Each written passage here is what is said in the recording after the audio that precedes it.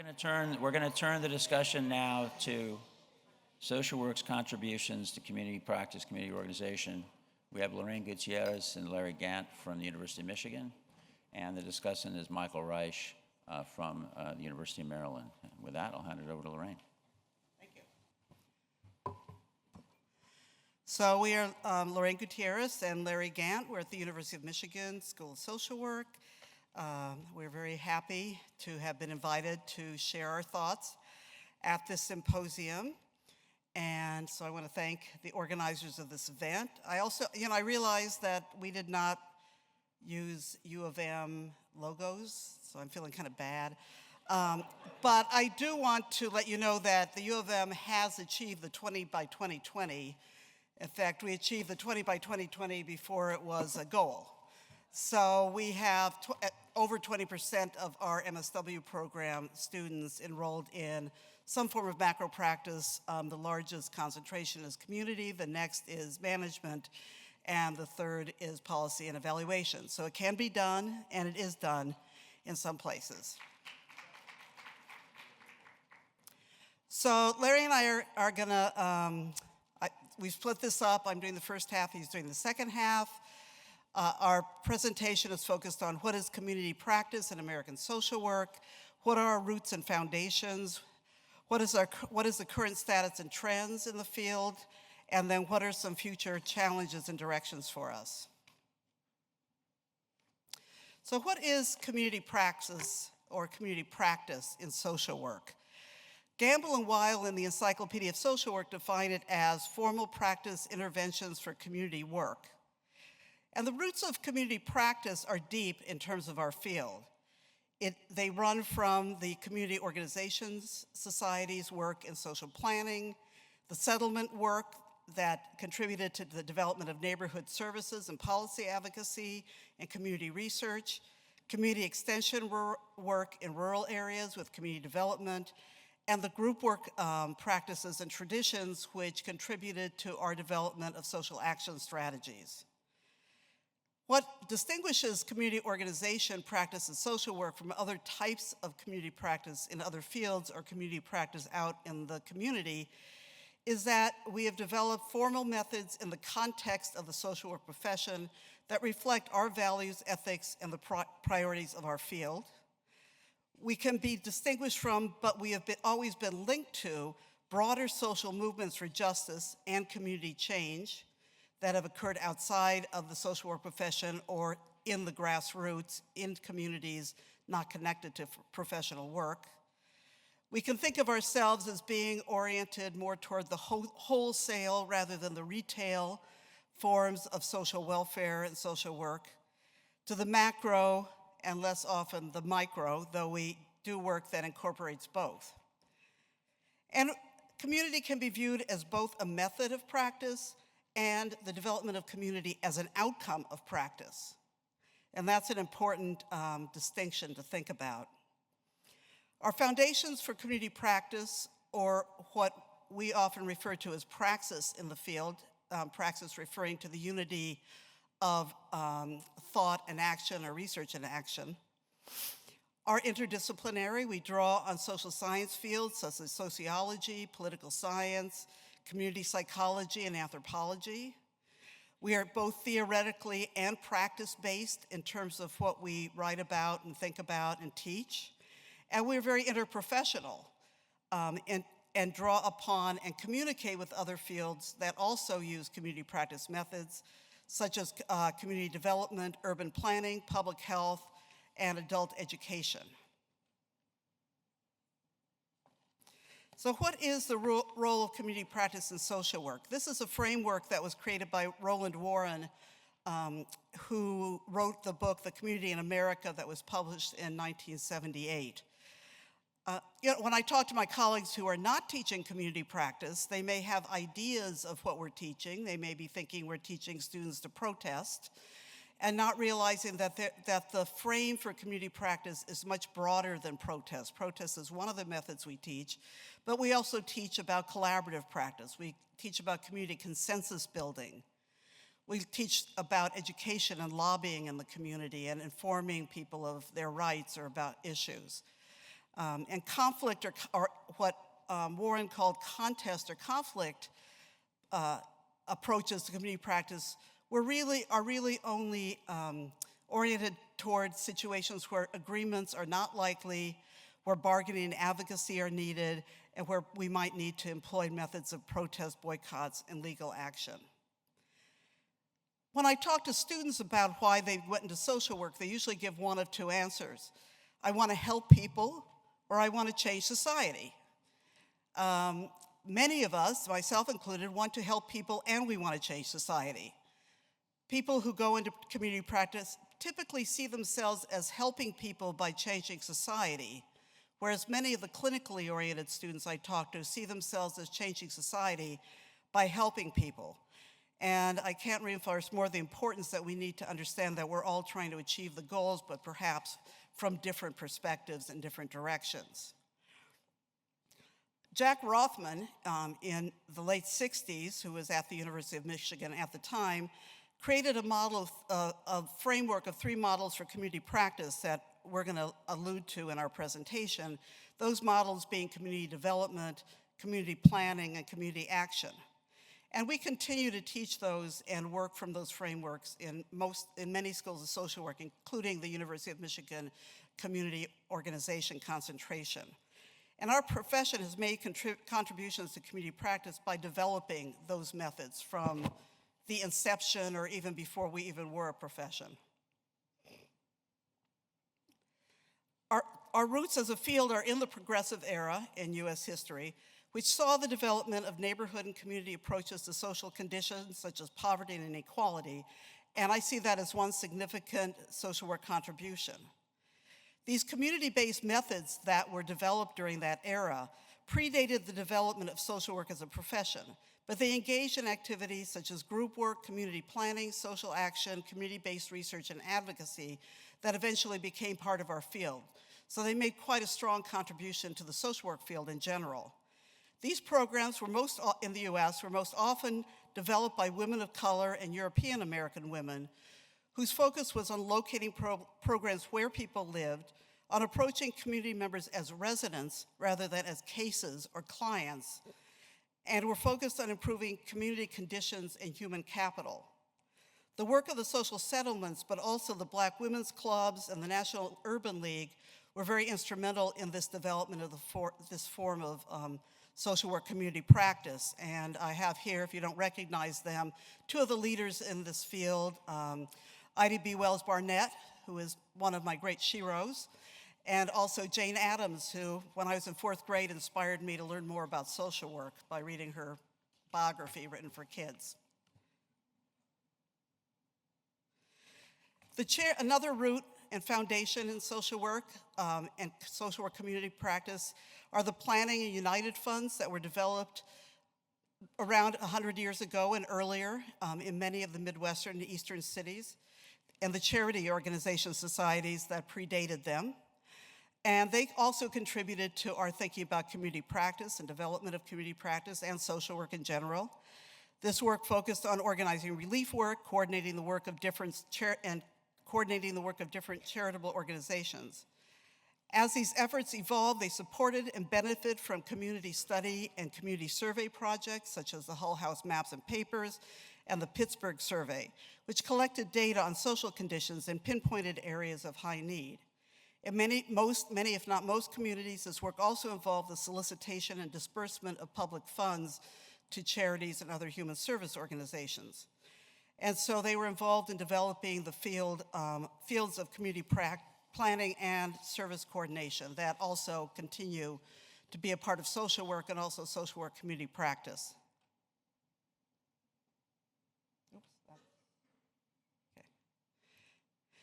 Group work, social group work, especially the formation of something called intergroup work in the 40s and 50s, contributed to social work community practice as well. The concept of intergroup work, which was social group work that brought together individuals who represented competing interests in communities, was first written about by Neustetter, who was the dean of Pittsburgh in the 1950s and late 40s. He defined social intergroup work as that part of social work practice that is concerned with the achievement of mutually satisfactory relationships among groups in a community in terms of a goal or goals selected, modified, or carried out by the intergroup. So this is group work deliberately developed to bring together differing interests to work on common issues or areas of conflict to look toward conflict resolution. The first community organizing program that took this form and was focused on intergroup work was founded by Dean Newstetter at Pitt in 1958. This framework for community practice was also instrumental in the 1950s and 60s, especially after the development of the opportunity theory by Cloward and Olin, which influenced the founding of Mobilization for Youth in New York City and other Ford-funded demonstration programs in the 50s and 60s, which were developed to deal with what were seen as problems in the inner cities or in urban areas. And these perspectives also influenced our Great Society programs of the late 60s, including model cities, and the concept of maximum feasible participation of community members in the development and provision of services during that time period. Community organizing as a method in social work really was at its height in terms of an area of study for students, an area of larger enrollment, and a development of a lot of theory in the 1960s and in the late 20th century. It can be attributed in some ways to this sort of moral panic that took place in the late 60s regarding, in the post-war era, in the late 50s and the 1960s, concerns about what's going on in our society, ideas about juvenile delinquency, about the anti-war movement and the civil rights that were going, among other issues, the early development of second wave feminism, all of which were occurring during that time period. The development of community practice in the late 20th century was also informed by methods that originated from the labor movement and were translated into the Industrial Areas Foundation's work in Chicago and other areas, and interpreted by Alinsky and Ross, and they were brought into community practice in social work. The social movements toward racial justice, gender justice, gay liberation, youth and anti-war movements were instrumental in providing a vision for how more conflict-oriented methods could be used by social workers engaged in community practice. The neighborhood-based services of the War on Poverty became a place where people who had community organizing degrees could work and have a career with their MSW and CO. And also the development of the Peace Corps and VISTA programs during that time period were places where young people might go and have that experience and then want to come to the US, do similar work, and get an MSW in community organizing. This led to various models of conceptualizing community practices in social work. I've put up one framework. I'm going to just briefly touch on four, and then I'm going to turn over to Larry. The first is one I alluded to already, the tripartite model developed by Jack Rothman in the late 60s, which talks about, community development, community planning, and social action, community action as the sort of the three main forms of community practice. He then has gone on since 1967 or so when he developed that to talk about the mixing and phasing of methods, the interactions of these different combinations of these methods. So phasing would be you might start using one method and then move into other types of method in a particular community. He also, in his work, talks about combining methods in certain situations. This perspective that's up here is from my colleague Barry Checkaway, article in 1995, where he talked about 6 strategies of community change. Again, very similar to the Warren perspective I put up there, which moved from sort of the more collaborative to the more conflictual methods, the more collaborative development and education being toward the bottom of that chart, and the more conflict-oriented, such as mobilization and action, being up near the top, and then also what are the roles social workers would play in those different methods, what are the goals of those methods. So it's really a framework for thinking about what's the best issue, place, and time for using a particular method. Weil and Gamble, in the work that they have done, have identified 8 methods. So they have many of these methods, but include, for example, what they call functional communities, which are not place-based, but are like virtual communities or communities of identity, and also have economic development as separate from social development. And then Piles, Loretta Piles at Albany, and her current work on what she calls transformative community practice, which works as she, and this is a quote from her most recent book, works through the liberation of oppressed and marginalized individuals and the transformation of social systems that perpetuate oppression. So with equal and dual focus on both individual and community transformation in doing community organization work.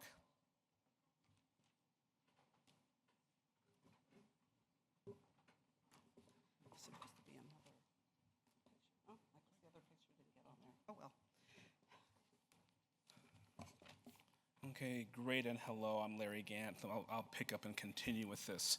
So I'm going to talk briefly about where community practice is today and community practice in the future, hopefully. Our review of the information and literature shows us and suggests to us that the likelihood is strong that there's an increase in writings, available texts, strong texts, and an interesting kind of an evidence base, which we'll talk a little bit about going forward here. We share the space in community practice with other professions and with other perspectives and locations. So depending on any particular kind of project, we are engaged in community work, and we run into people from programs in art and design, from urban planning, from architecture, from public health, and from community psychology, who are many times as surprised to see us in community work as we are to see them in the community work as well. So that's an interesting observation and an interesting reality. It's not going away. As far as health goes, public health is here to stay with community-based participatory research. They've got a paradigm and a framework, and that is in vogue and that is in force. There are other models of various aspects of community practice, including participant action research, community-based participatory research, and others in that kind of way. We would suggest, however, that this provides and this elucidates a fraction of the range of community practice. The organizing aspects, the agency aspects are still very, very important. And one of the things that we're seeing right now is more writing on the importance of organizing, the importance of activities as being core components. We're finding these core components of organizing, of community work, really embedded in other aspects of doing community work. So in community development, in the philanthropic aspects, even in the private sector work, in working in communities, we see that there's always a really interesting kind of component of community organizing. As a matter of fact, there's another slide here in terms of the new directions, and we see that in these new directions, whether it's strategies for social innovation, advocacy for social change, power and organizing, we still see at the nexus. If you look at the table of contents for each of these books, each of these documents, you'll see critical aspects of organizing. In terms of going forward with this, the extent to which the community organizing has an evidence base is really quite interesting.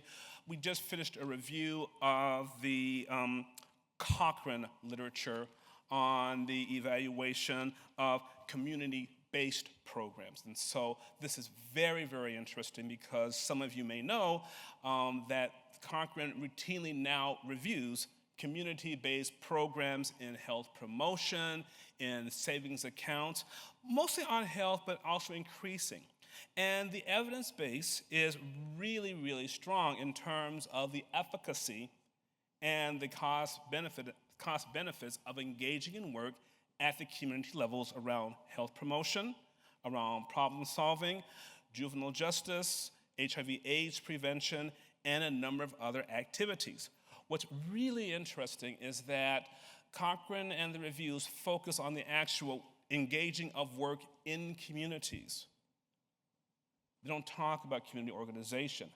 However, in our readings of the methodology sections of each of these systematic reviews, what we always see is that there's always a discussion on the importance of engaging community audiences, stakeholders, and institutions in the neighborhoods. And that's a really large part of methodology.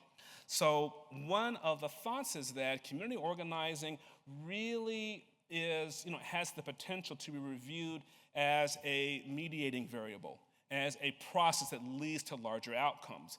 That work is still being developed and still being engaged in as of now. The work and the frames that people usually look at in Cochrane is not immune to that, is basically the extent to which community organizing is an outcome. It's less an outcome and more an essential variable. And so there are some reviews underway that look at community organizing primarily as a process or as a mediating variable. Okay? I am out of time, so I'll go ahead and thank you for all of that. I have some other kinds of information that may occur in the discussion and dialogue, but I want to keep us on the time frame. Thanks so much.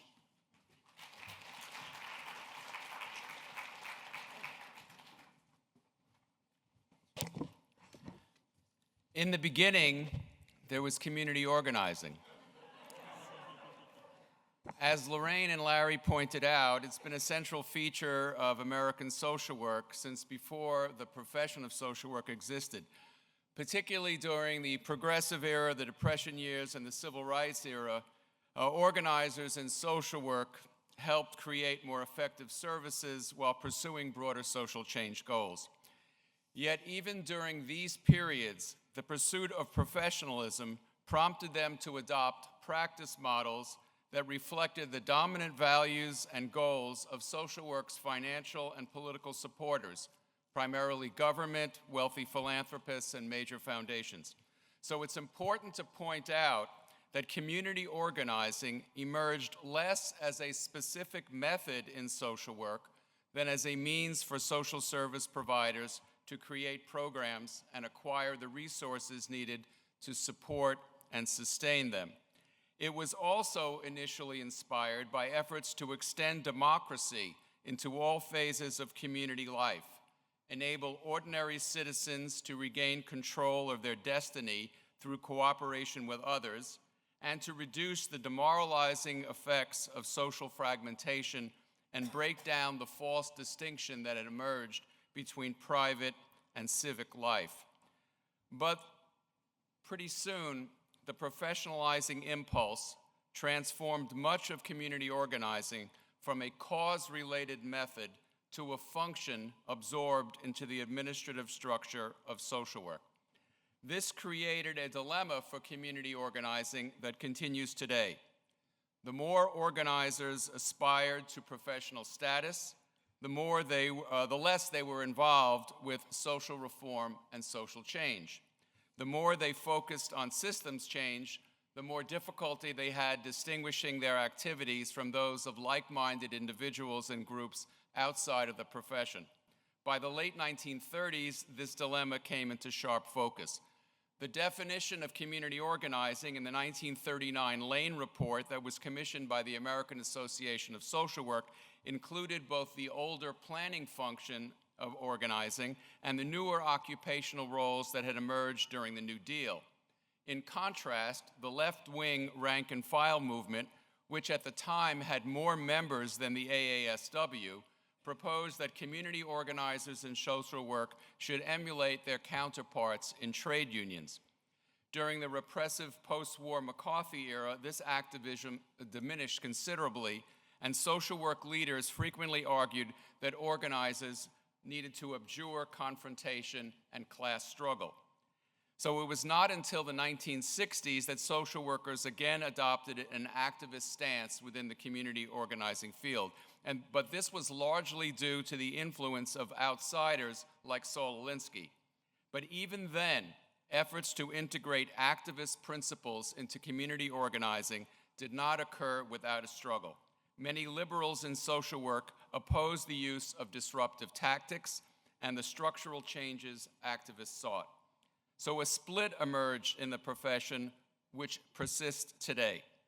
Grassroots organizers and advocates on the one hand, and policy analysts and planners on the other. In addition, for a century, critics of both approaches to community organizing bemoaned the absence of multicultural frameworks to guide practitioners. So in response, alternative community practice models have emerged that reflected greater awareness of the significance of race, ethnicity, gender, and sexual orientation. So community struggles today increasingly are framed as contests over identity or ideology. In addition, during the past 4 decades, dramatic economic and political changes and their accompanying ideological rationales have created a new set of challenges for community organizing. The growing inability of communities to solve local problems that have global roots, ideological attacks on the concepts of social welfare, the privatization of major features of community life, the withdrawal of government support for community development, the declining influence of organized labor, a longtime ally, and changes in the mission and roles of nonprofit community-based organization. Proposed responses to these challenges have varied within the field. Some organizers have abandoned geographically centered models of practice in favor of a focus on communities of identity or interest. Others promote community self-sufficiency through the development of alternative local institutions. Young organizers, in particular, increasingly rely on social media as a tool to inform and mobilize virtual communities. So consequently, to turn to the research aspect of this, it has become more difficult than ever to measure the effectiveness of community organizing. 3 factors in this regard stand out. One is a lack of clarity regarding goals. Many forms of community organizing seek to prevent community problems or prevent them from becoming more severe, which by definition are harder to assess. For example, the direct action model focuses on organization building, the acquisition of power and resources, and the attainment of tangible victories to inspire people. By contrast, the insurrectionary model emphasizes spontaneous action rather than organization building. Social movement theorists examine the attainment of resources, power, rights, and access by community groups and their relationship to powerful institutions. Feminist organizers focus on process issues such as enhanced participation and democratic consensus models of decision-making and emphasize consciousness raising. And in a similar vein, multicultural organizers stress increased cultural awareness and matching community organizing methods to people's needs. A second issue, as a result, is that effective practice means different things in different settings, in part because of the ambiguous definitions of such terms as empowerment and even the word community itself. A third is the need to distinguish between the outcome and process results of community organizing in different contexts and how to measure them. So as a result of these problems, there is often little scientific evidence that establishes what constitutes effective community organizing, particularly in the area of grassroots organizing and social action. Same problem persists in community planning, and particularly, although there's been more research in that area, one of the particular problems in the planning field is linking the efforts of planners to the issue of social justice. So as a result of trying to apply some of these values to activist organizing, community organizing, several contradictions exist which have particular salience in today's increasingly diverse society. Between the pursuit of distributive justice and value-free practice, between an empowerment emphasis and the application of an empiricist model of science that frequently diminishes constituents' role in defining community problems and their solution, and between different definitions of social justice and the common good. So in addition to resolving these conceptual and ethical dilemmas, the future of community organizing and social work depends upon our conducting research that answers the following questions. This is where I'll conclude. What organizational forms, strategies, and tactics are best suited for a particular community in a particular context? What are the most effective roles for organizers in multicultural environments and to enhance their participation in emerging social movements like Black Lives Matter, #MeToo, and Occupy? What is the relative effectiveness of organizing based on geography, identity, or interests? What are the strengths and limitations of organizing virtual communities? What skills will the organizers of the future need to do these things successfully? And finally, and perhaps most controversially, what are the pros and cons of community organizing remaining part of the social work profession? Thank you, Mark, for this opportunity.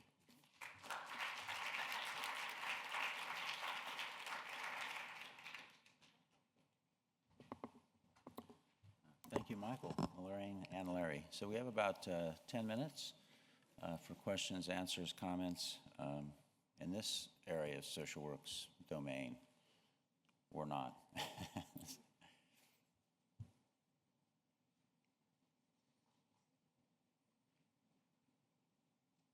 No questions about community practice, comments? Here we go.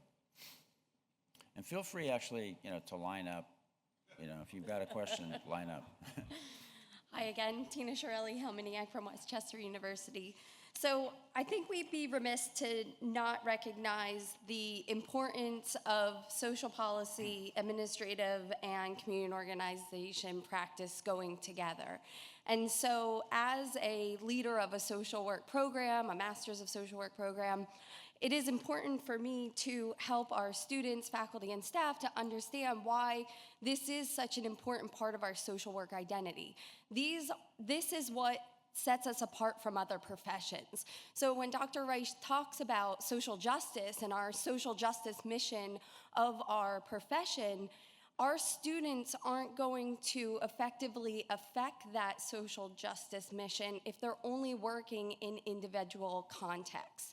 And so it's important for us to help our students to see the connection and the impact that the macro has on the micro and the micro has on the macro.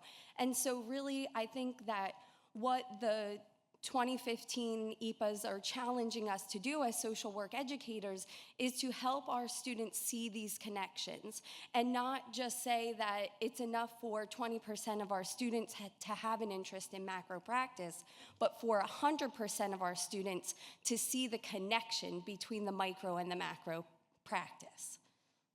Just comments, that's all.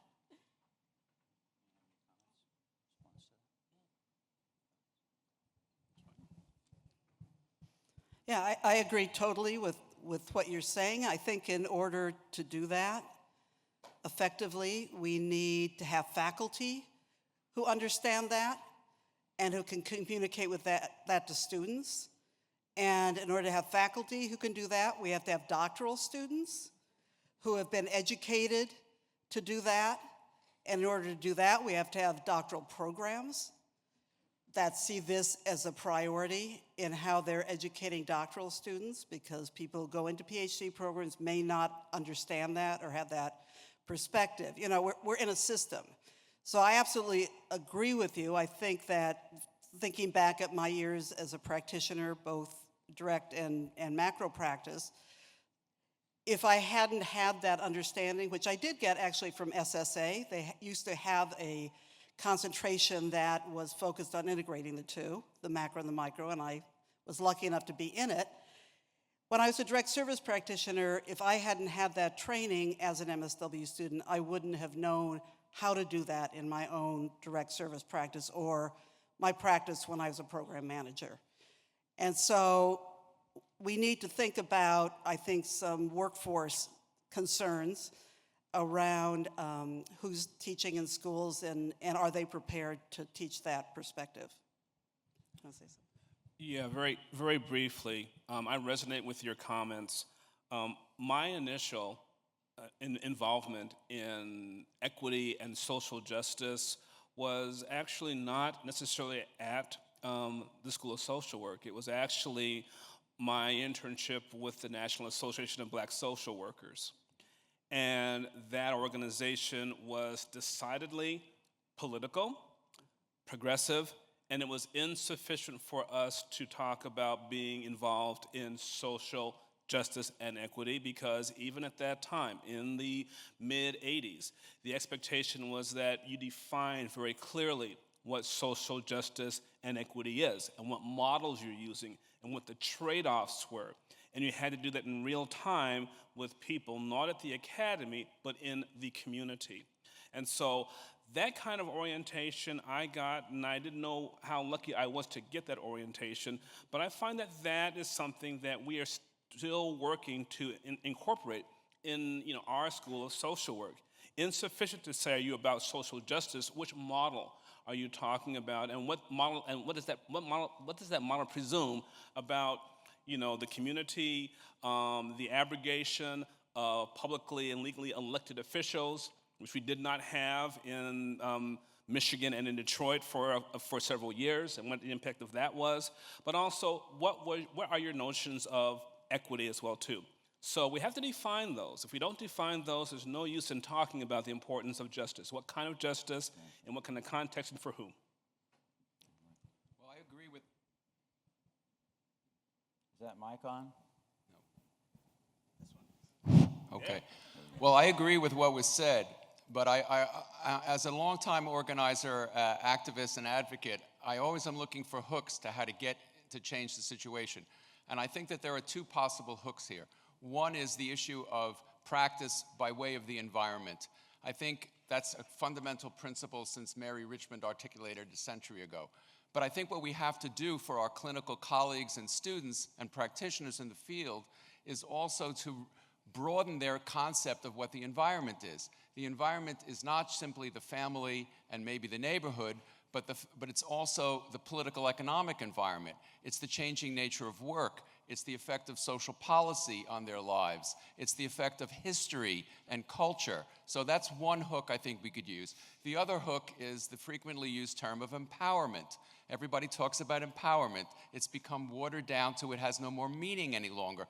Barbara Bryant-Solomon is probably doing, backflips about this. When she first integrated it, it was a combination of political, economic, and psychosocial factors. We've redefined that.